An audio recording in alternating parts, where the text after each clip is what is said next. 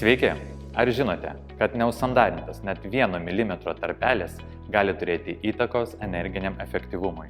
Kiekvienas paliktas atviras tarpelis padidina pastato šildymo išlaidas. Norint sumažinti šilumos praradimus ir pasiekti A++ energinės klasės sandarumo reikalavimus, būtina užsandarinti visas silpnas vietas. Silpnos vietos dažniausiai yra langų ir durų jungtis, perimetro siūlės, jungtis tarp grindų ir sienų bei lubų, namo kampai, elektros instaliacijos taškai, įvairių komunikacijų pravedimo vietos. Šioms vietoms sandarinti rekomenduoju naudoti Penosil Air & Vapor Membran 660 garus izoliuojančią mastiką. Stingusi mastika sudaro oro ir garams nepralaidų sluoksnį, užteptos jungtys tarp sandarios, judant konstrukcijoms mastika nesutrukinės, nes ji yra elastinga bei sustiprinta fibro pluoštų.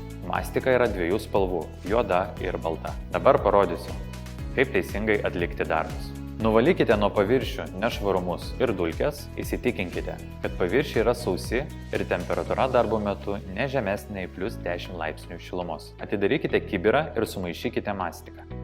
Mastiką tepkite teptuku.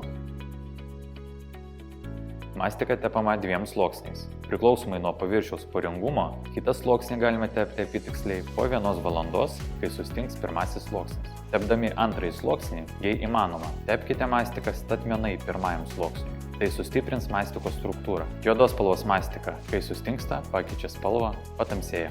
Kruopščiai užsandarinus probleminės namo vietas, galite jaustis drąsūs prieš sandarumo testą.